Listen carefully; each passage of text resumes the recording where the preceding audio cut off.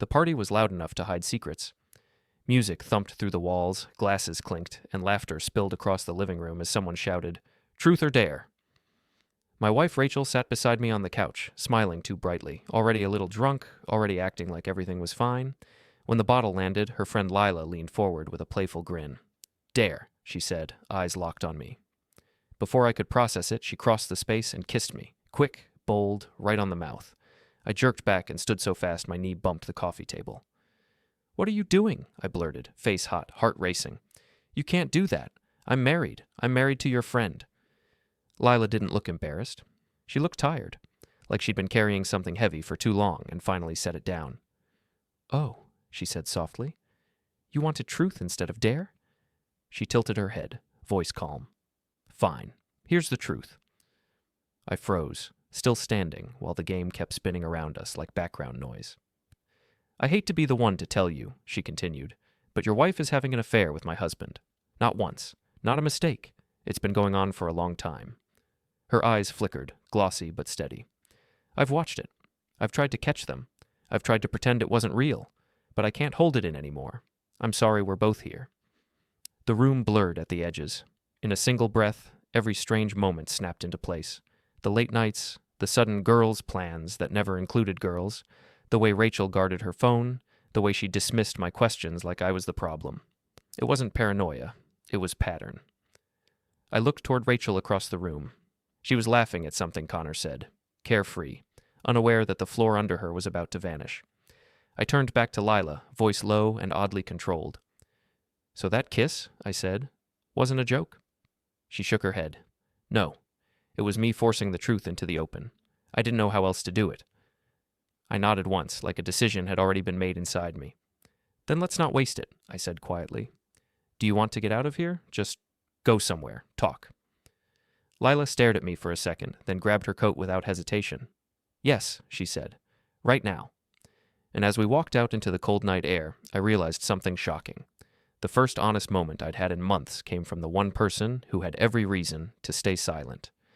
My name is Tom Bishop, and until tonight, I thought I knew my life. 40 years old, insurance adjuster for Midwest Mutual, married to Rachel for 15 years, father to our daughter Ava. We lived in the kind of suburban house that looked perfect from the street. White picket fence, 2-car garage, well-maintained lawn. The American dream, right down to the golden retriever named Max. But as Lila and I sat in my car outside a 24-hour diner, everything I thought I knew crumbled like a house of cards in a hurricane. "How long?" I asked, my breath fogging the windshield. 8 months that I know of, Lila said, her voice barely above a whisper. "Maybe longer." I found text messages on Connor's phone back in March. At first I thought it was just flirting. You know how men are at office parties. I didn't know how men were at office parties. I'd never cheated on my wife, never even thought about it seriously. "But then I saw them together," she continued. "At the Marriott downtown. I was supposed to be at my book club, but it got canceled. I decided to surprise Connor at his office, maybe take him to dinner. Instead, I saw them walking into the hotel together."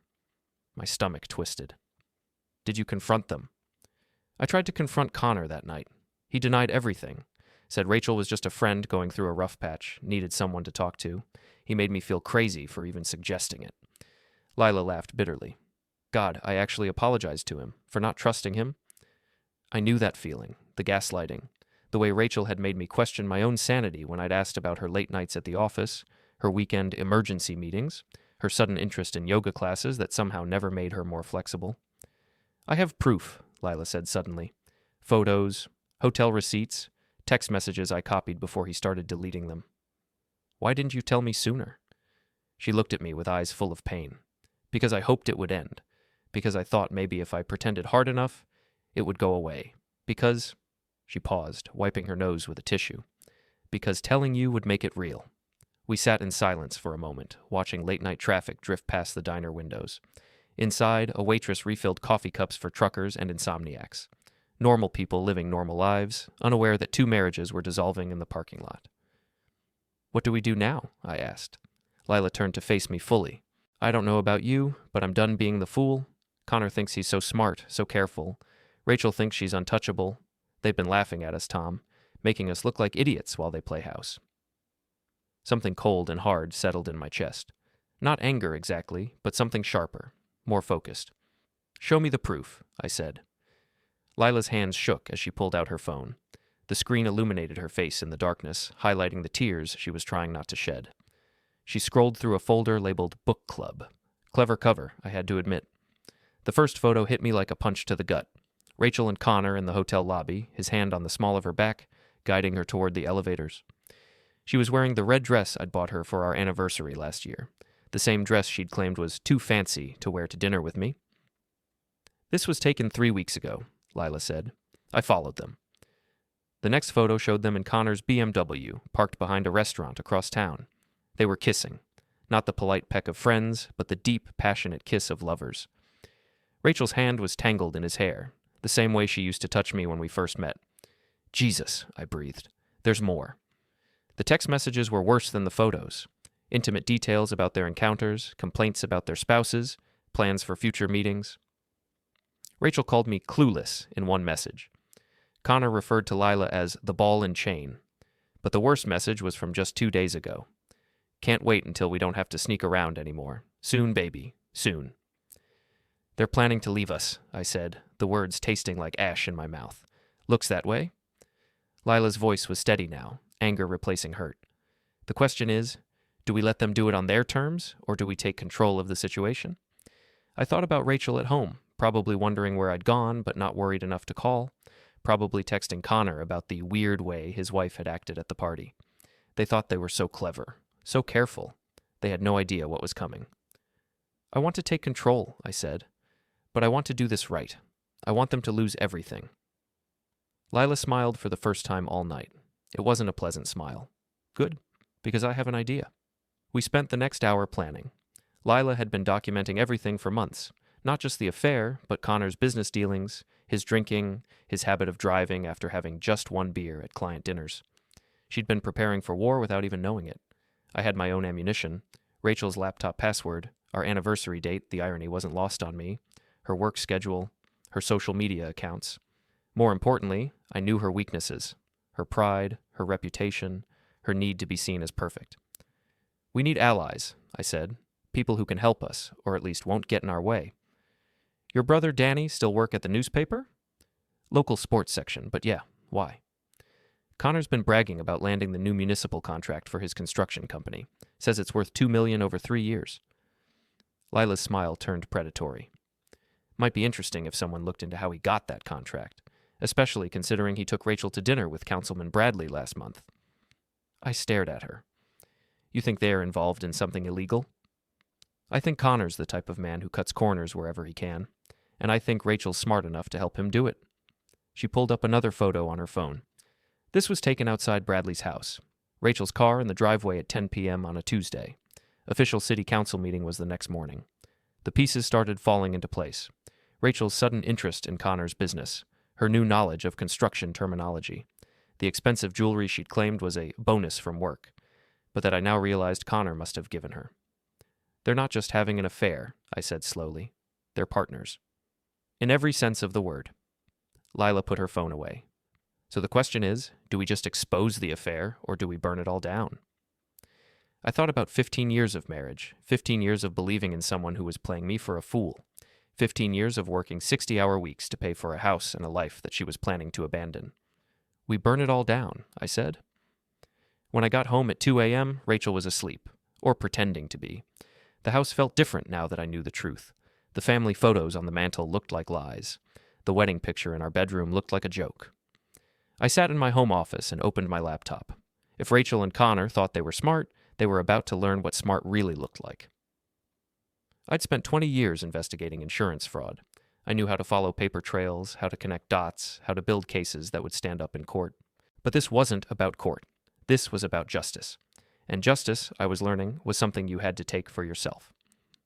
I started with Connor's company financial records, which were surprisingly easy to access through the state's business filing website. Then I moved on to the city council meeting minutes, looking for any mention of the municipal contract Lila had mentioned. What I found made my blood run cold. The contract had been awarded without the usual bidding process. Connor's company had been given the job directly, based on what the minutes called previous successful collaboration and competitive pricing. But when I looked up the previous successful collaboration, I found a project that had gone 20% over budget and been completed 3 months late. Someone had greased the wheels for Connor, and I was betting that someone was Rachel, using her legal expertise to navigate the bureaucratic maze. By 4 a.m., I had enough evidence to destroy them both, but I didn't want to destroy them quickly. I wanted them to suffer the way they'd made me suffer. I wanted them to feel helpless and confused and betrayed. I wanted them to know what it felt like to have your life pulled out from under you. Rachel stirred as I slipped into bed. "Where were you?" she mumbled. "Couldn't sleep," I said. "Went for a drive." She made a soft sound and rolled over, her back to me. Once upon a time, I would have spooned against her, pulled her close, whispered that I loved her. Now I lay on my side of the bed, staring at the ceiling, planning her downfall. The next morning, Rachel acted like nothing had happened. She made coffee, kissed my cheek, asked about my day. The performance was flawless, except now I could see it for what it was, a performance. "I have to work late tonight," she said, not meeting my eyes. "Big case coming up?" "Which case?" I asked casually. "The Morrison divorce. Lots of assets to sort through." I nodded and smiled. The Morrison divorce had been settled 3 weeks ago. I knew because I'd processed the insurance claim on their house, which had been awarded to Mrs. Morrison in the settlement. "Sounds complicated," I said. "Don't work too hard." After she left, I called in sick to work and drove to Lila's house. She was waiting for me with coffee and a manila folder thick with documents. "Phase 1, she said, spreading papers across her kitchen table. "We make them paranoid." The plan was elegant in its simplicity. We would start small, with things that could be explained away as coincidence or bad luck. Connor's favorite restaurant would suddenly be fully booked when he called for reservations. Rachel's dry cleaner would lose her expensive suits. Their usual hotel would have system problems with their reservations. "The goal is to make them feel like the universe is working against them," Lila explained. "People under stress make mistakes. And when they make mistakes, we'll be watching." I had a better idea. "What if we make them think someone's watching them?" Lila raised an eyebrow.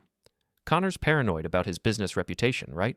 What if he started getting anonymous tips that someone was investigating his company?" "Nothing specific, just enough to make him sweat." "And Rachel?" I smiled. "Rachel's biggest fear is being exposed as a fraud. What if she started getting hints that someone knew about her extracurricular activities?" We spent the morning crafting our strategy. Anonymous letters, untraceable phone calls, carefully placed rumors. By lunchtime, we had a timeline that would stretch over 2 weeks, building pressure until they cracked. The first move was mine. Connor's construction company had a website with a contact form.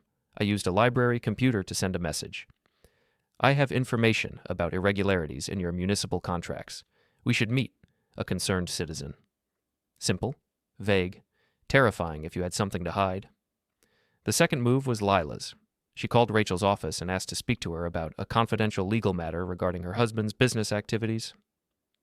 When Rachel called back, Lila would be unavailable, but she'd leave a message saying she'd call again soon. By 5 p.m., both messages had been sent. Now we waited. I didn't have to wait long. My phone rang at 6:30. "Tom, it's Connor. Hey, I was wondering, did you hear anything weird about my company lately? Any rumors or anything?" I made my voice confused and concerned. "No, why? Is everything okay?" Yeah, everything's fine. Just, you know how people talk in small towns. If you hear anything, let me know, okay?"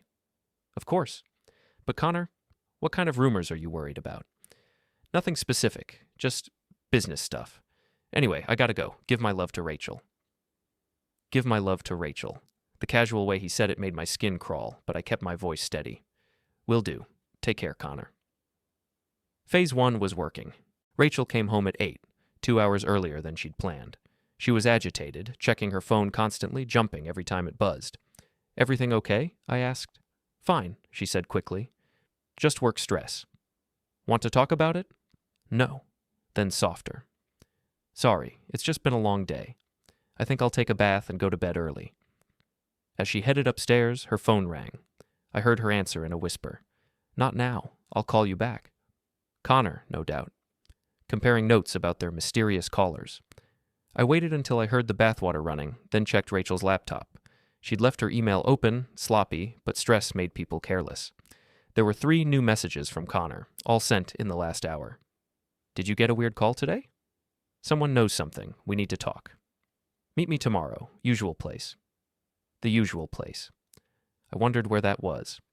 but I had a feeling I'd find out soon enough. That night, Rachel tossed and turned beside me, her sleep fitful and broken. Every time her phone buzzed with a text, she'd check it immediately. Around midnight, she got up and went downstairs. I heard her talking in hushed tones for about 10 minutes. When she came back to bed, I pretended to be asleep, but I was wide awake, planning phase 2. The next morning brought rain and the second wave of our campaign. While Rachel was in the shower, I used her phone to send Connor a text. "We need to be more careful. I think Tom suspects something." Then I deleted the message from her sent folder. 20 minutes later, Connor called the house phone. "Hey Tom, is Rachel there?" "She just left for work. Want me to have her call you?" "No, that's okay. Actually, can I ask you something? Has Rachel been acting weird lately, stressed out or anything?" I made my voice thoughtful. "Now that you mention it, yeah. She's been getting a lot of strange phone calls. Won't tell me who they're from. I was starting to worry she was in some kind of trouble." Silence on the other end. Then, "What kind of phone calls?" "I don't know. She always takes them in another room. Very secretive. Connor, is there something I should know? You and Lila are our closest friends. If Rachel's in trouble—" No, I'm sure it's nothing. Just work stuff, probably." "Okay. But if you hear anything, you'll let me know, right?" "Of course. Absolutely." After he hung up, I called Lila. "How's your morning going?" "Wonderful. Connor's been pacing the house for an hour, making phone calls. He thinks someone's investigating his business and that Rachel might be cracking under pressure." "Perfect. Ready for phase 2? "Born ready." Phase 2 was about isolation.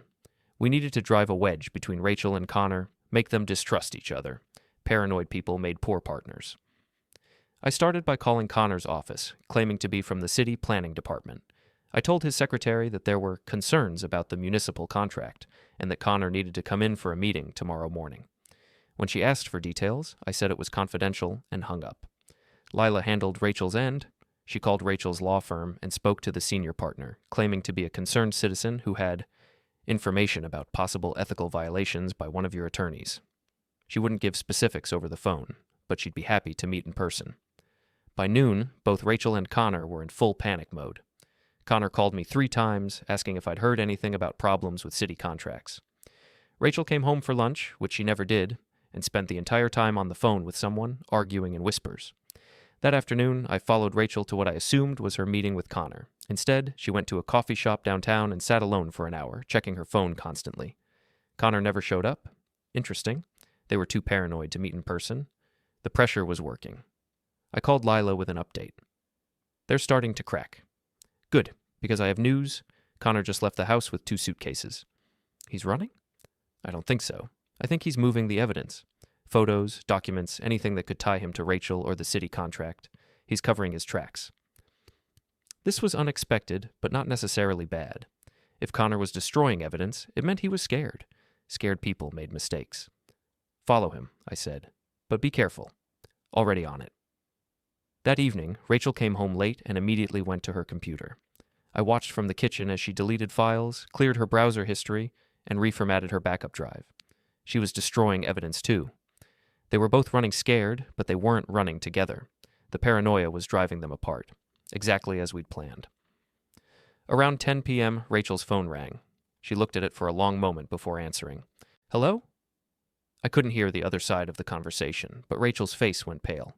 "Who is this?" she demanded. "How did you get this number?" A pause. "I don't know what you're talking about." Another pause, longer this time. "You're crazy. I'm hanging up." But she didn't hang up. She listened for another minute, her hands shaking, before finally ending the call. "Who was that?" I asked, coming into the living room. "Wrong number," she said quickly. "Some crazy person." "What did they want?" "Nothing. Just nonsense." She forced a smile. "I'm going to bed." But she didn't go to bed. She sat up until after midnight, staring at her phone, waiting for it to ring again. I knew who had called her, of course. Lila and I had discussed this contingency. If Rachel and Connor stopped communicating, we'd have to force them back together. Nothing brought conspirators together like a common threat. The voice on the phone had been digitally altered, untraceable. The message had been simple. "I know about you and Connor. I know about the city contract. You have 48 hours to come clean, or I go public." Tomorrow, Connor would get the same call, and then we'd see what they were really made of. The next day was Saturday. Rachel spent the morning cleaning the house with manic intensity, scrubbing surfaces that were already spotless, reorganizing closets that were already organized, nervous energy with nowhere to go. Connor called at 11 a.m. "Tom, hey, is Rachel around? I need to talk to her about something." "She's right here. Hold on." I handed Rachel the phone, watching her face carefully. "Hello?" Her voice was cautious. I couldn't hear Connor's words, but I could see their effect. Rachel's face went through a series of expressions: confusion, fear, anger, and finally resignation. "Fine," she said, "but not here, and not your place either." After she hung up, she turned to me with a forced smile. "I have to go out for a while. Girl stuff with Lila." Another lie. They were getting easier to spot now that I knew what to look for. "Take your time," I said. "I'll probably watch the game." After Rachel left, I called Lila. "They're meeting. Are you ready?" I've been ready for weeks. We'd planned this moment carefully. Lila would follow Connor to the meeting spot while I followed Rachel.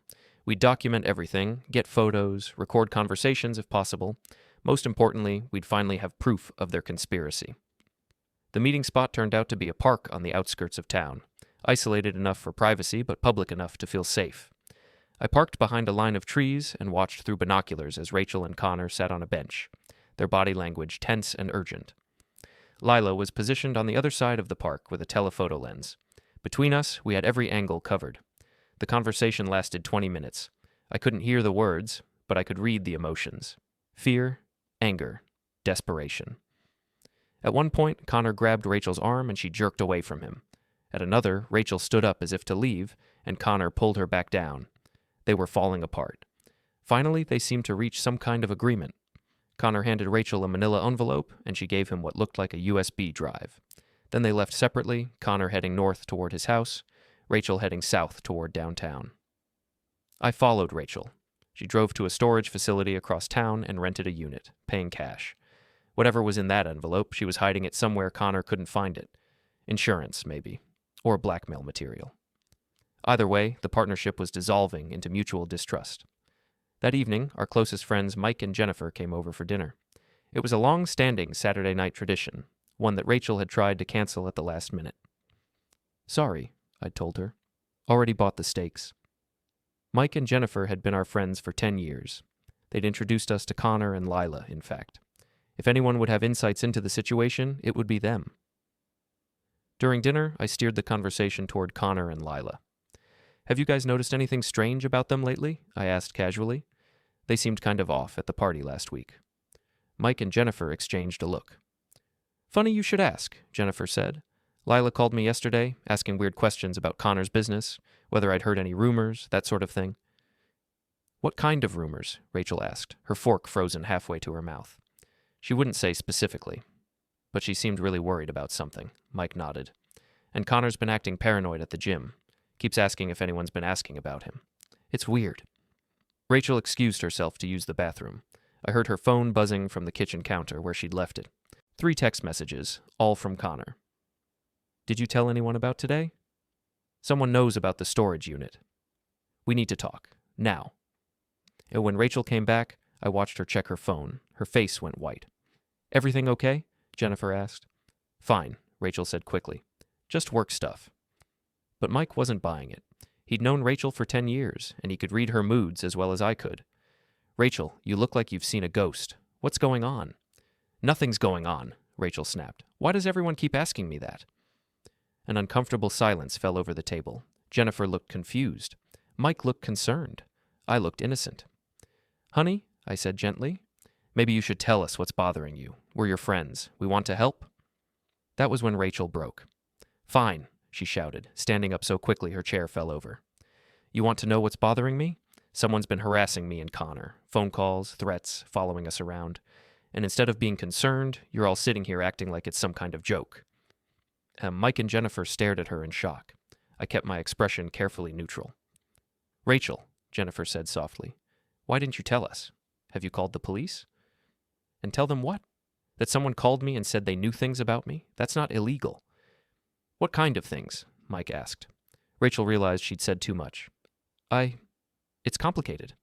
"Try us," I said. "We're your friends, Rachel. Whatever's going on, we can help you figure it out." For a moment, I thought she might actually confess. Her face crumpled, and she looked like a woman on the edge of a breakdown. But then her phone buzzed again, and whatever vulnerability I'd seen disappeared behind a wall of defensive anger.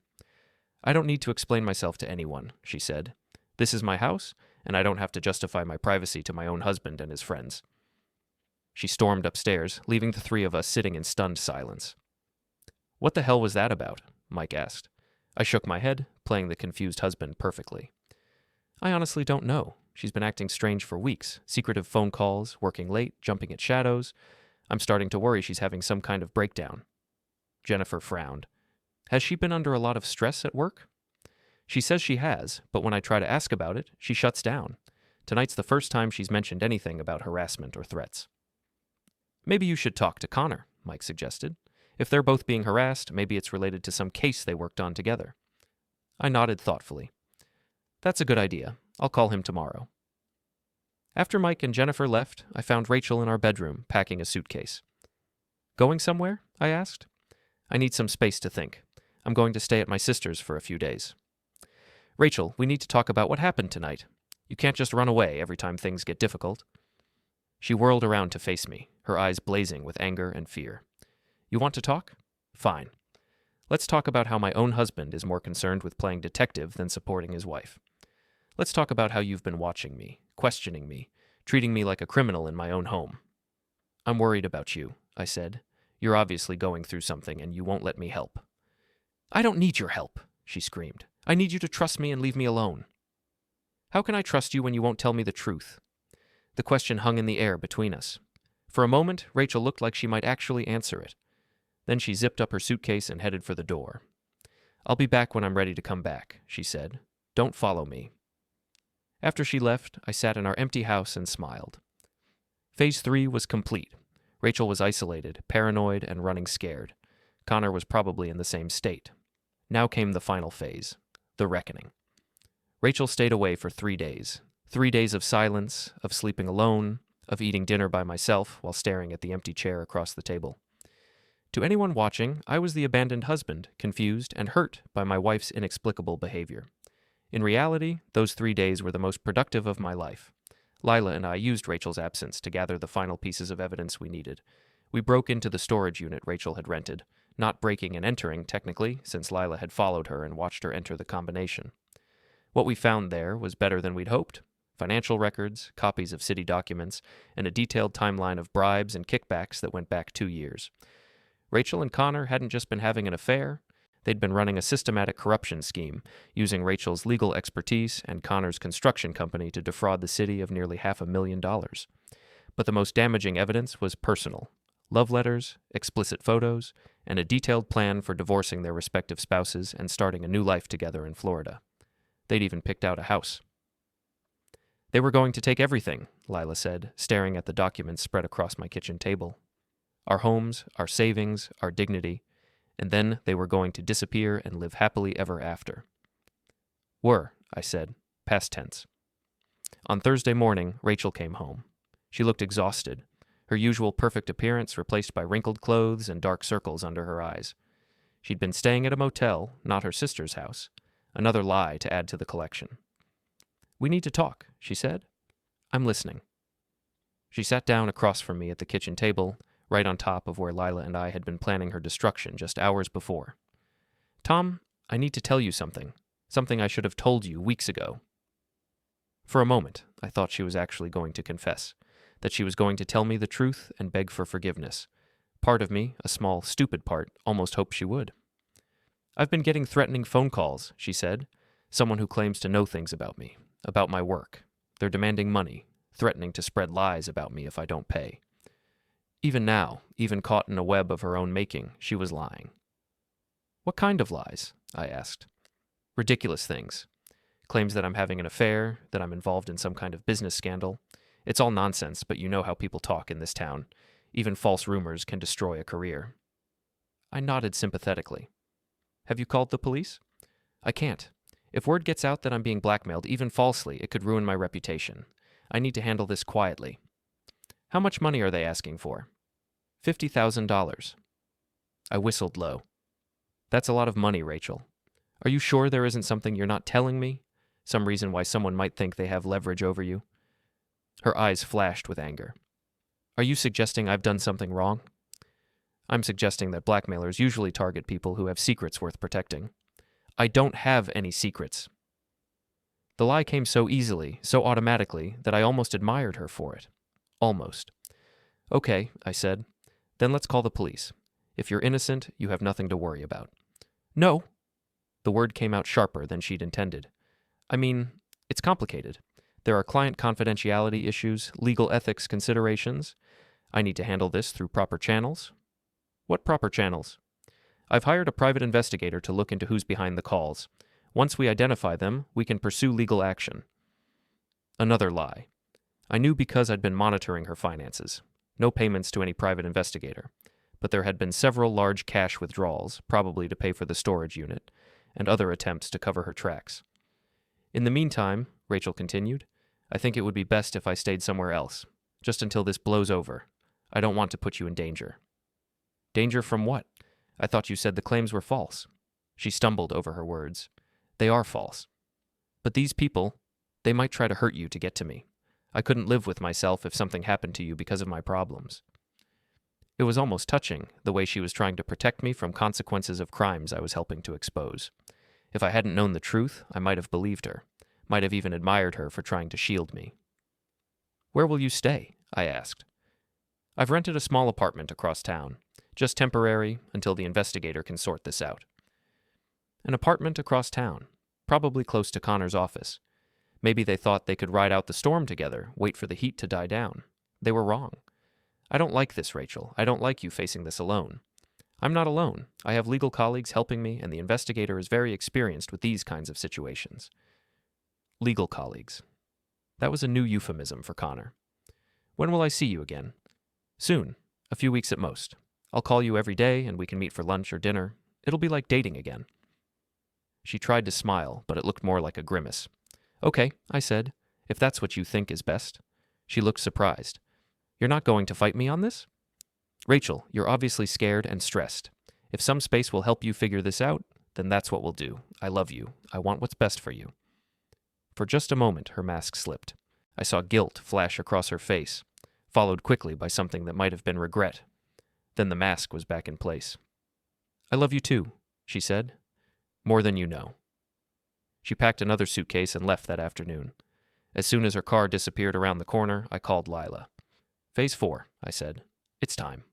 That evening, Lila and I drove to the offices of the city newspaper. My brother Danny worked there as a sports reporter, but he had friends in the investigative journalism department. Friends who would be very interested in a story about municipal corruption involving a prominent local attorney and a city contractor. We brought copies of everything, financial records, photographs, recorded phone conversations, email exchanges, enough evidence to bury Rachel and Connor so deep they'd never see daylight again. The investigative reporter, a sharp-eyed woman named Sarah Chen, listened to our story with growing excitement. This is huge, she said, flipping through the documents. If even half of this is true, it's the biggest corruption scandal this city's seen in decades. It's all true, Lila said. We have documentation for everything. How did you get all this evidence? I'd prepared for that question. My wife started acting strangely a few months ago. Secretive, paranoid, obviously hiding something. I hired a private investigator to find out what was going on. This is what he uncovered. It wasn't entirely true, but it wasn't entirely false either. And it would protect Lila and me from any legal consequences. We'll need to verify everything independently, Sarah said. But if this checks out, we can have the story ready for Sunday's edition. Sunday. In 3 days, the whole city would know what Rachel and Connor had done. Their reputations would be destroyed, their careers finished, their freedom in jeopardy. But that wasn't enough. I wanted them to know it was coming. I wanted them to spend their last few days of freedom in terror, knowing that their world was about to collapse. That night, I sent Connor a text from an untraceable phone. Sunday's paper is going to be very interesting. Enjoy your last weekend of freedom. An hour later, I sent Rachel a similar message. Hope you've enjoyed your time with Connor. It's about to end. Then Lila and I sat back and waited for them to panic. We didn't have to wait long. Sunday morning arrived gray and cold, matching my mood perfectly. I'd barely slept, alternating between excitement and a strange kind of grief. 15 years of marriage were about to end in the most public, humiliating way possible. I drove to the newsstand at 6 a.m., bought a copy of the Sunday paper, and sat in my car reading the front page story that would destroy my wife's life. City attorney and contractor accused of corruption scheme. Sarah Chen had done her job well. The article laid out every detail of Rachel and Connor's operation, the rigged contracts, the kickbacks, the falsified documents. But more than that, it painted a picture of two people who had betrayed not just their spouses, but their entire community. The personal details were devastating. The affair, the secret meetings, the plan to divorce their spouses and flee to Florida. Sarah had even found the house they'd planned to buy, a beachfront property purchased with what the article called allegedly stolen funds. My phone started ringing at 7 a.m. Friends, neighbors, colleagues, all calling to express their shock and offer their support. I played the part of the devastated husband perfectly, confused, hurt, betrayed, but trying to stay strong. I had no idea, I told everyone. I knew she was acting strange, but I never imagined anything like this. By 9 a.m., the story had gone viral on social media. By 10, news trucks were parked outside Rachel's law firm and Connor's construction office. By 11, both buildings were surrounded by reporters and angry citizens demanding answers. Rachel called me at noon. "Tom," she said, her voice shaking, "I need to see you, right now." "I don't think that's a good idea, Rachel. The whole city knows what you've done. I can't be seen with you. Please. I can explain everything. It's not what it looks like." Even now, she was trying to lie her way out of it. "It looks like you've been stealing from the city and cheating on your husband," I said. "What else could it be?" Silence on the other end, then quietly. "How did they find out?" "Does it matter? The truth has a way of coming out, Rachel. You should know that better than anyone." "Tom, I'm scared. There are reporters everywhere. The police want to question me. I don't know what to do." For a moment, Rachel sounded small, frightened, nothing like the woman who'd lied for months. Sympathy flickered, then died as I recalled the storage unit, love letters, her plan to flee with Connor and stolen funds. "Call a lawyer," I said. "You'll need one. You knew all along." "For a week, long enough to watch you lie. It's over, Rachel. Your career, freedom, marriage, gone." I hung up. That afternoon, Lila arrived, lighter now. Connor's arrested, fraud, embezzlement. Rachel's license suspended, fired. We talked of rebuilding, healing, maybe together someday. Police questioned me. I cooperated fully. Rachel's last call. "I'm sorry." Goodbye. 6 months later, she pleaded guilty. 5 years prison, restitution. Connor got 8. A year after my divorce, Lila and I began dating, slowly, honestly. 2 years later, we married. Truth had destroyed the lies and built something real. Sometimes the worst betrayal leads to the best beginning.